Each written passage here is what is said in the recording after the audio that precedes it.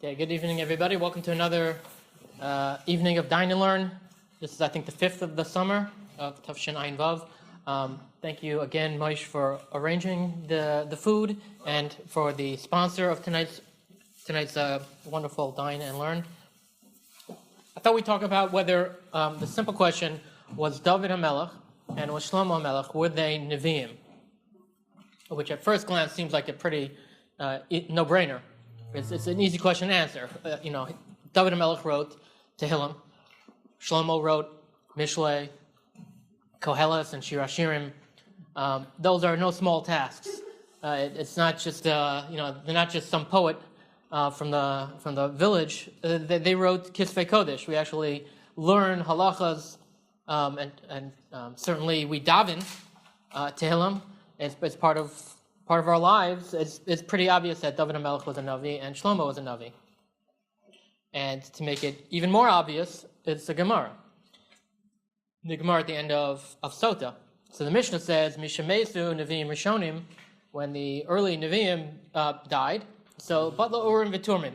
The Urim V'Tumim no longer worked. So if you would ask me, what does Nevi'im Rishonim mean? I would say, very simply, we have Nevi'im Rishonim, we have Nevi'im Achronim. So when the Yeshua, Shovtim, Shmuel, and Malachim, and they all died, that's when the Urim and Tumim stopped working. Well, that's not what the Gemara says, because that would be at the end of the Chorban. Malachim ends with the Chorban. And from later in the Mishnah, it's clearly because right after that comes Mishachar of Beis HaMikdash. So clearly, Mishamesu and Nevi'im Rishonim does not mean the Char of Beis HaMikdash. So who are Nevi'im Rishonim as the Gemara? And they say, Shmuel, David, and Shlomo. So clearly, it's a Farish Gemara, David and Shlomo were Nevi'im. And the Gemara in Megillah says there were 48 Nevi'im, Daf Yudalad, and Rashi, so the Gemara doesn't say who they are, but the Rishonim do. And Rashi has a list of all 48, and Rabbeinu Chananel has a list of all 48, and in both Rashi and Rabbeinu Chananel's lists, you'll find David and Shlomo. That should settle it. If the Gemara didn't settle it, Rashi should. Not the end of the story. If it was, we could all just go home. So before we get to that, we'd have to go through the Rambam in Hilchos Yesodei HaTorah, Perek Zayin, which we're learning, Halacha Beis. We got up to Halacha Beis. After 4 weeks, we finally finished Halacha Aleph, and now we're making progress. We're on Halacha Beis. HaNevi'im, Malos Hen. There are different levels of Nevi'im. And this reminds me when I was in high school. So all the Rebbeim, their first name was Rabbi. Right? And you say, hey, Rabbi, Rebbe, if we really like him. And at least at that point in my time, I could not distinguish between who knew more than the others. And now that I'm older and my friends are the Rebbeim, I realize some are really Mitsuyanim and some aren't. When I was in high school, one of the Rebbeim would frequently publish articles on Hilchos Zroim. This was a guy who knew his stuff. And now he's one of the leading, I don't know if you call him a posek, but he's published Chuvas, and he's one of the leading answers of halacha questions for the Rabbinical Council of America. I think that puts him as a serious person to ask questions. And some other Rebbeim, and I don't mean to detract from them, they were good teachers, they knew their stuff, but to pass, to get smicha in any standard yeshiva, you don't necessarily have to know all the Shas poskim, you have to pass whatever test it happens to be. Not all rabbis are the same. I think in our community we understand it pretty clearly. Certainly in this shul, we know when we have a tough shaila and we go to the Rav doesn't just give us the answer. He'll say, I went to Rav Belsky and asked him, or Zichron Lavacha. I went to Rav David Cohen and asked him. He'll tell us who he went to because he wants us to know he's not always capable of answering some of the tough questions. In other communities, they think, rabbi's a rabbi. You ask a rabbi. The rabbi said. The rabbi said, brain death is good, so brain death is good. Not all rabbis are the same, and then it's not fair to bring brain death as an example because some very serious poskim are on both sides of the question. But not every rabbi is worthy of having an opinion. And this is, so the Rambam is also going to say, just like a Talmid Chacham, so too a Navi. He says here, K'mo sheyesh b'chochma chacham gadol michavera. Just like when it comes to wisdom, you can have one Talmid Chacham be a bigger Talmid Chacham than the other. Could be he meant philosophy here. Some philosophers are greater than the others. I don't know. I don't have any proof that he meant Talmid Chacham, but I think it certainly also applies to Talmid Chacham. Some are bigger Talmidei Chachamim than the others. Kach ben Nevuah, Navi gadol minavi. Some Nevi'im are greater than other Nevi'im. It's just a fact. And from what we've learned over the past few weeks, we can understand why. Because in order to become a Navi, you have to prepare. And not everyone prepares equally well. Not everyone has the same midos. Not everyone has the same intellectual capacity. And some people can be greater than others. In Nevuah as well. And this is something that the Rambam in his parish to Pirkei Avos, in his introduction, in his Shmona Prakim, the 7th of the Shmona Prakim, he talks a lot about this. Because he says midos are important, as we know, to becoming a Navi. But let's face it, not everyone has perfect midos. And he goes through people in Tanakh, Nevi'im, who sometimes exhibit imperfect midos. For example, Eliyahu, he got angry at Har Carmel. Now they were Nevi'im of Ovdei Avodah Zarah, Nevi'im Abal. They deserved to get a little musar there. But Eliyahu got angry, and it shows he didn't have perfect midos. But Eliyahu was still a Navi. In fact, we call him, what do we call him? Eliyahu Navi. He's Moshe Rabbeinu. So what was the sin? That he hit the rock instead of talking to it. So what was the sin? So the Rishonim disagree. I think it's the Rambam's explanation is that Moshe Rabbeinu got angry, and that was wrong. He shouldn't have gotten angry because we're not supposed to express that type of bad midos. Now, when we talk about Moshe Rabbeinu having a bad midah, it's you have to keep it in perspective. He one time in his life he got angry. Halavai, we should get angry once a year, once a month. That level of perfection is something we can only dream about. But even still, it wasn't total perfection. But even still, depending on the level of their perfection or midos, so you have different levels of nevuah. So the Rambam explains in Mor Nevuchim, he has 11 different categories, or 12 really, categories of nevuah. And it sounds like a lot. We're going to go through them, but actually very quick. A lot of smoke and mirrors behind the 12. So it's a pasuk. The pasuk says, Moshe Rabbeinu, Hashem speaks pale, Dalbarba, speaks to him face to face, mouth to mouth. That's only Moshe Rabbeinu. Everyone else is different. So everyone else, the pasuk says, B'mar'a elav esvada, b'chalom adaber bo. Either is in a mara, a vision, or it's in a dream. So that's all the other Nevi'im, either a vision or dream. So what's the difference between a vision and a dream? Sounds like the same thing. So the Rambam explains that let's just read this halacha in halacha beis. V'chulon ein roin mara hanevuah ela b'chalom b'chezyon laila. They only see a vision, except for Moshe Rabbeinu. Every Navi only sees a vision in a dream at night. A vision at night, he says. O b'yom achar shetipol aleihim tardema. Or during the day when he falls asleep.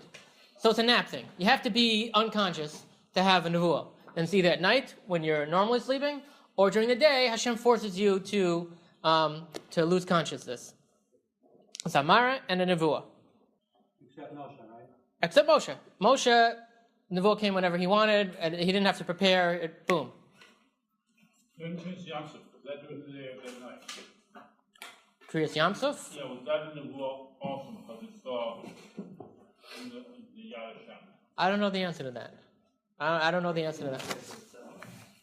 Is it an exception? I think actually no. I think the Rambam says that wasn't really nevuah. It wasn't because the Rambam has 12 different degrees. He can say some are lower, some are higher. So he has degrees that are, as we're about to see, are actually below technical nevuah.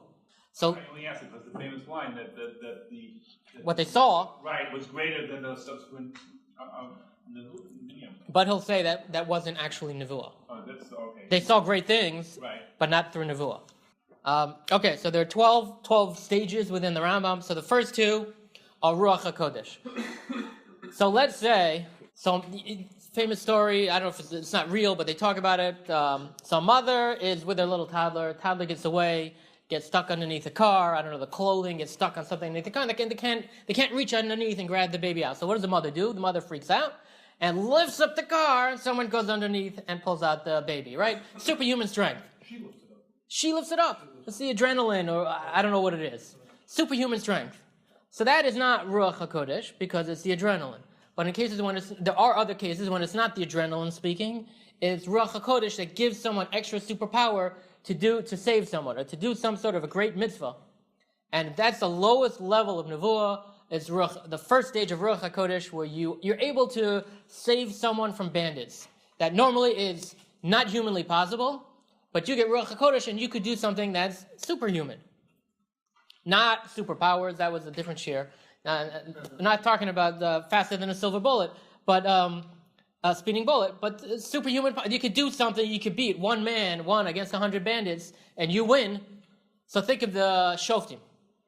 Shimshon, incredible strength. He was not a Navi. Shimshon did a lot of stuff that wasn't so great.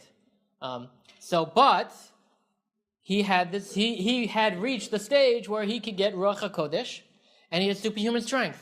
Ehud ben Gera, right? He also did. He got into the king. Was it Eglon Melech Moav, and he was able to assassinate the king, which was very. He was able to fool everybody and get in and do that. I'm not minimizing Eglon, but I mean Ehud. I mean, but he was a lefty. He did it with the C. He did it with Nirma, and it was Right, but he wasn't trained by the CIA, right? But somehow he managed to sneak in and get it done. So does that mean? So how was Mordechai? He has unusual hatzlacha. So Mordechai and Esther are by that standard also, but They were above. They were above that level. Okay. Mordechai and Esther were above the Ruach HaKodesh. This is like the lowest of the low. But that means that these other people, for sure, exhibit great strength. Mordechai, Moshe, and everything. But they never did. Why does it have to do with Ruach HaKodesh that they exhibited great strength? What does one thing prove? Because otherwise it's not possible. They could do, Hashem gave them the ability to do something they wouldn't normally do. So that means the Nevi'im for sure could do these things. I wouldn't say for sure. Their abilities are different, but Moshe Rabbeinu did have superhuman strength, right? Right. So did Aaron, yeah. Okay, so that's the first level of Ruach HaKodesh. Sort of the most interesting one. That's the superhuman strength. The next level is that you're someone who's alive. We're not reading now. Is that someone who's alive, who's conscious, not sleeping, is moved to speak words of unusual chachma, musar, shevach of HaKadosh Baruch Hu. So they're not asleep. It's not nevuah, but that is coming from someplace special. It's not their own words. So the Rambam lists under here, like David, like Shlomo, Daniel. He actually says anything in Ksuvim, anything that's in Ksuvim was written with the second level of Ruach HaKodesh. So it was written with someone who was conscious, but inspired by Hashem. And he's very careful. He actually emphasizes this. Umimad, I'm reading from Mor Nevuchim, Chelik Beis, Perik Memhei. Mimasher Roi Lahayar Olav. What I'm trying to tell you, Ki David Ushlomo Daniel, Heim Min Hasug Hazer. They're from this level, this stage, second level of Ruach HaKodesh, below Nevuah. Ve'enam, and they're not Misug, Yeshaya, Ve'yirmiyah, Ve'nosan Hanavi, Ve'achia, Shiloni, Ve'domeim. They're not like the real Nevi'im. Yirmiyah, Yecheskel, Nevi'im Achronim. That's not who they are.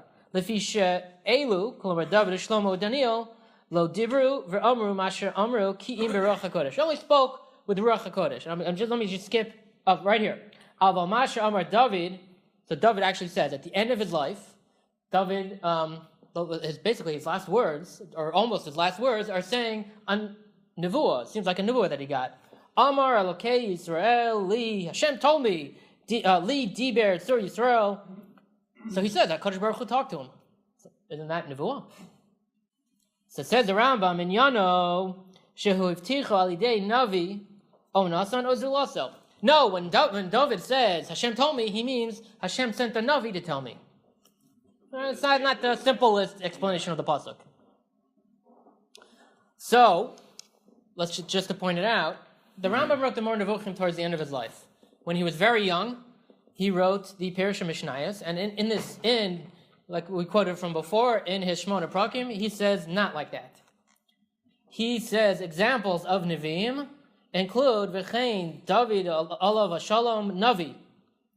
David was a Navi. You can't get more clear than that.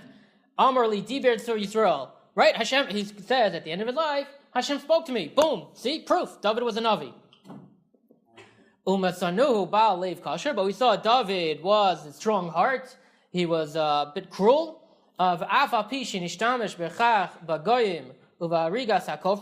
though he used that cruelty in fighting off the non-Jewish armies that he was battling, and the Kofrim, the people who denied Hashem's existence, but he was very merciful to Israel. So you see that he didn't have perfect midos, but even still he was a Navi. So we have a contradiction between what the Rambam writes in his Perush Mishnayos and what the Rambam wrote in Moreh Nevuchim. And if you're learning a Rambam, the one thing you always want is a contradiction. That's what makes it geschmack. So a few weeks ago, I asked a friend of mine for an email address of a Rav in Eretz Yisrael. There's a Rav of Jonas and Blas. I think he's probably in his 50s. So he's one of these Americans who made Aliyah as a teenager, learned in Israeli yeshivas, but he speaks English fluently. He has an email address. He gives shiurim on Moreh Nevuchim in Israel.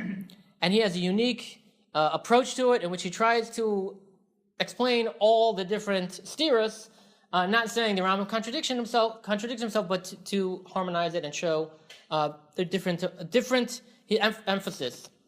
Brilliant sefer. So I asked a friend of mine who I know knows him, said, give me his email address. I want to ask him this kasha on this stira in the Rambam. So I emailed it to this Rabbi Blas. He got back to me after a few days. And I also forwarded back to my friend, saying, just let him, FYI, this was what I sent him. And he said, do you mind if I send it to a few friends? Okay. So he sent it to a few friends. They're all BCC'd. I'm on the CC. And he says, if anyone has an answer, please reply to both of us. So for the next week, I'm getting emails from the top professors in the world. Maimonides scholars. I got from the son of a posek, who's also an expert in Rambam. It was incredible. I guess this friend has contacts. So how do you explain this contradiction in the Rambam? So hold on. First, let's go through the different levels of Nevuah. So we said there were 12, right? So far we've done 2. Ruach HaKodesh 1, Ruach HaKodesh 2. Then there are 4 chaloms, 4 dreams. And there are 5 maros, 5 visions. So that's 9 plus 2 is 11. So the 4 dreams are, so who remembers the story at the beginning of Shmuel? Shmuel was a little kid. His mother davened in the Beis HaMikdash. Eli thought she was crazy, drunk. And so she promised that if she has a child, she'll give him to serve in the Beis HaMikdash. So she has a boy, Shmuel, 3 years old. She sends him back. And so this little kid, Shmuel, who was clearly a Talmid Chacham from the Gemara, we see, he hears Hashem calling him Shmuel, and he runs to Eli and says, here I am. And then Eli said, well, I didn't say anything. It wasn't me. So he goes back to sleep, and he hears again Hashem calling him Shmuel. He thinks it's Eli, so he runs to Eli and says, here I am. And Eli says, what are you talking about? Right? So then Eli figures it out and explains to him that's Hashem talking to you, not me. So what is this? So the Rambam says this is the lowest level of Nevuah when Hashem, all you hear is a voice in a dream. I guess you see blankness. When you dream, it's dark, and you hear a voice, and that's Hashem's voice. Number 1. Number 2 is in your dream, you see a man speaking to you. Not Hashem. Hashem doesn't have a body, and it's a dream anyway, so Hashem could appear in any way he wants. It's just a dream. It's not real. So you see a man speaking to you. The 3rd level, and here, this is important, this is the normal Nevuah. Normal Nevuah is the 5th level from the bottom, a 3rd dream. That is, you see a malach talking to you in a dream. That is the standard level of Nevuah. And then 4th, Hashem appears to you in a dream. It's got to be special. It's obviously not a literal representation of Hashem, because there is no such thing, but it's a dream, so it could be represented anyway. Then you have 5 levels of vision, of Mara. The first level is, it's a mashal. You're awake, Hashem forces you into sleep during the day, and you see a mashal. Flowers sprouting, mountains growing, something like that. So mashal it's not literal. And then there's another 4 of, like we said, either a voice, or a man, or a malach, or highest level of Mara, which is the highest level of all Nevi'im, is Hashem appears in a vision. So it's during the day, and you have a Mara of Hashem. And then the highest level, the 12th, is Moshe Rabbeinu. Hashem just speaks to him like you'd speak to any person. By the way, Moshe never saw him. Obviously, couldn't even handle seeing. I mean, you just saw a voice. There's nothing to see. Right. Because if it's a dream, if it's some sort of vision, it's not real, so then you can see Hashem, because you're not really seeing Hashem. Yeah, so it's like an image of sorts. I mean, an image of something, of representation. But if it's real, there's nothing to see. Hashem is just simply not visible, invisible. I think, yes, like Yosef saw, or like Yaakov saw the ladder going up. That's a mashal. By the way, it's not. They're on the direction. They're not. I mean, they're parables. You have to explain them. You have to make the connections, the symbolism, what it all means. So I got 3 different types of answers from all these professors and Rabbanim. First type of answer was, I don't see a contradiction. No. When I got the email, I was like, you don't see the contradiction? I just told you what the contradiction is. In the Parish Mishnayos, the Rambam says David and Shlomo were Nevi'im. And there's a pasuk about Hashem spoke to David. And in Mor Nevuchim, the Rambam says they didn't. They only had Ruach HaKodesh. And that pasuk is talking about Hashem sent a Navi, a real Navi, higher than them, to talk to them. So which is it? So Rabbi Blas explained to me as follows. There are 7 types, and the Rambam in his introduction to Mor Nevuchim talks about 7 ways, 7 reasons an author writing a book could contradict himself. And the most obvious one, the most common one, is he didn't really think it through, right? You're just writing. When I write, I don't necessarily always think it through, and I contradict myself. What I wrote 5 years ago to write today. And another is that you change your mind, and that's perfectly legitimate. People are allowed to change their mind. The Rambam also changed his mind. But he says that in Mor Nevuchim, there are two real types of contradictions. One, which is number 5, is that you're starting to explain something, and you don't want to get into too much detail because that'll just confuse people.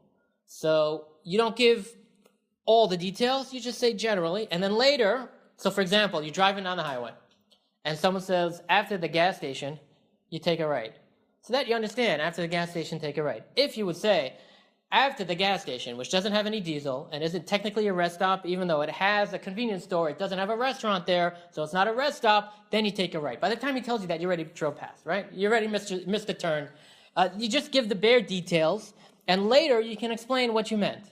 So what they're saying is the Rambam, when he wrote his Parish Mishnayos, he didn't explain to anybody, there are 12 levels of Nevuah, and here's how they're all formed, and who fits into everything. The Rambam never explained that. He wasn't ready yet to tell you David HaMelech had Ruach HaKodesh. He was just telling you David was somewhere in those 12 levels. So what about the pasuk? So the pasuk you could explain either 2 ways. So the first explanation, just ignore the pasuk. The second said, yeah, there's no contradiction, except the Rambam had a different shot in the pasuk.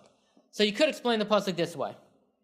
The Rambam in his Parish Mishnayos is just telling us David HaMelech got a message from Hashem, and that qualified as Ruach HaKodesh.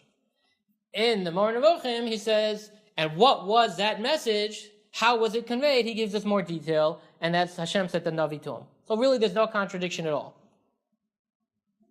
And the third approach that I got from various people is that, oh yeah, that's a contradiction. Rambam changed his mind. And someone actually sent me that he wrote an academic article on this whole subject of the Rambam changing his mind in this Parak of Mor Nevuchim. So they're contradictions. Okay. So what about the Gemara in Megillah?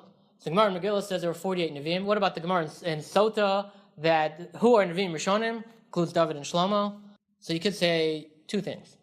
You could say the Gemara in Megillah, so when they're listing Nevi'im, so those are real Nevi'im. And when Rashi says David and Shlomo were among those 48 Nevi'im, Rashi is disagreeing with the Rambam. Rashi holds they are Nevi'im, and the Rambam holds, no, they're not. And the Gemara in Sota, when they say who are Nevi'im Rishonim, so the Rambam would say, they didn't mean literally Nevuah, that they reached this 3rd level. It meant anyone who had some sort of Ruach HaKodesh would also qualify as Nevi'im Rishonim. You could say it that way, or you could say it's a machlokas between different Gemaras, and the Rambam didn't follow that Gemara in Sota. Yeah, you could say it either way. Okay, let's move on. Are we on time? Okay, let's move on. So let's finish up this halacha. V'kulan shem isnabin. Whenever someone gets nevuah.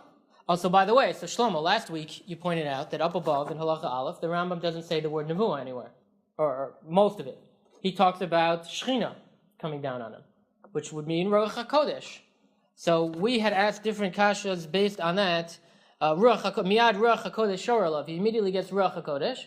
But the Rambam says later in halacha hey, that maybe they do get nevuah or maybe they don't get nevuah. So the answer could be, like you said, there's a difference between Ruach HaKodesh and nevuah. And that's what we were saying now in the Rambam in halacha beis. Ruach HaKodesh could come immediately, automatically. And then nevuah, maybe you get it, maybe you don't, depending on Hashem, whether Hashem thinks it's the right time or not.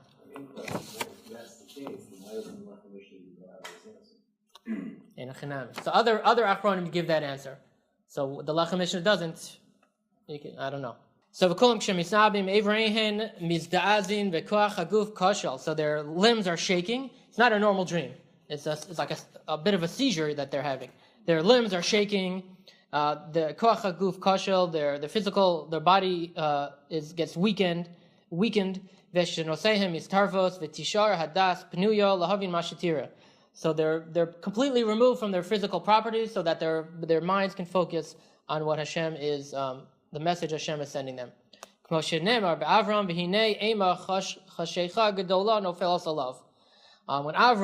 got his Nevuah, so there was a great fear that came over him because he started trembling. So